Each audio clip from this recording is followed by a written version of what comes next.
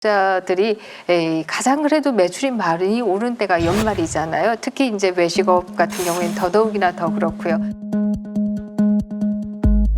그런데 이 시기에 이렇게 2단계로 들어가면서 다들 이제 어떻게 생계를 유지하냐 이런 얘기들이 나오고 있는데, 저는 정부의 정책을 온탕 냉탕을 왔다 갔다 반복하는 정책이다 이렇게 생각이 드는데요.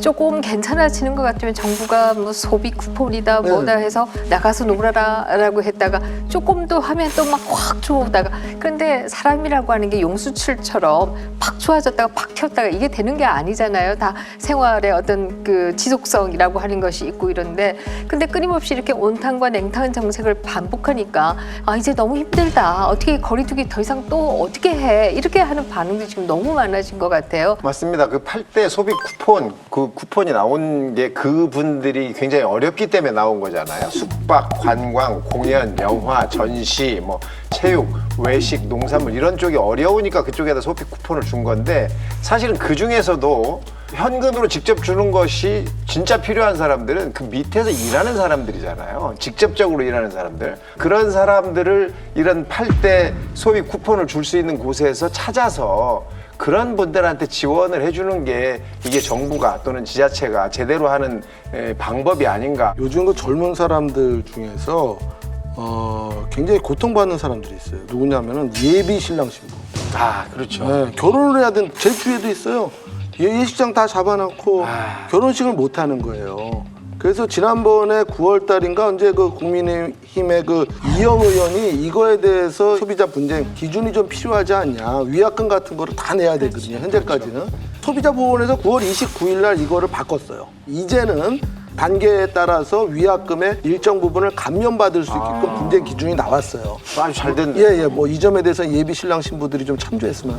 사실 주변에서 코로나 블루 정말 뭐 약간의 차이는, 그러니까 증상의 차이는 있을지 모르지만 뭐 좀 누구나 다 겪고 있는 것 같아요. 지금 그 심각성도 꽤 있죠. 코로나 블루는 다 있습니다. 네네. 저도 있고 다 있고, 지금 사실은 저는 두더지 게임 옛날에 기억나세요? 그러니까 찾아가는, 그러니까 튀어나오면 누르고 이런 식인 거예요.